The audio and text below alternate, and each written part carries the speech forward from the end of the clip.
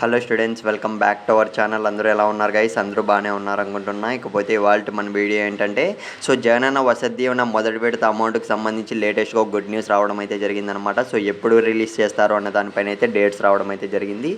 Guys, వచ్చిన update మాత్రం మనకు ఏపీ గవర్నమెంట్ నుంచి అయితే కాదు, పై గవర్నమెంట్ నుంచి అయితే ఒక లేటెస్ట్గా ఒక అప్డేట్ రావడం అయితే జరిగింది.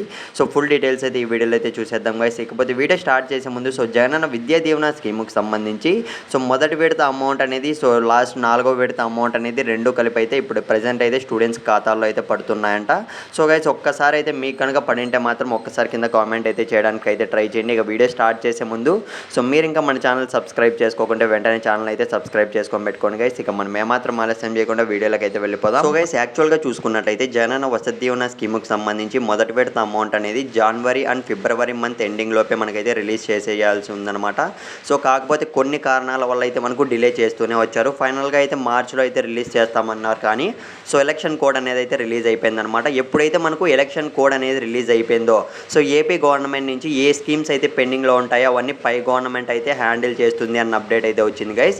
మనకు పై గవర్నమెంట్ నుంచి వచ్చిన అప్డేట్ ఏమంటే ఏప్రిల్ 2nd ఆర్ 3rd వీక్లో అయితే వసతి దీవెన స్కీమ్కి సంబంధించి అండ్ అమ్మఒడి స్కీమ్కి సంబంధించి అమౌంట్ అనేది ఏవేవి పెండింగ్ ఉన్నాయో ప్రతి ఒక్కటి అయితే రిలీజ్ చేసేస్తారు అన్న అప్డేట్ అయితే రావడం అయితే జరిగింది.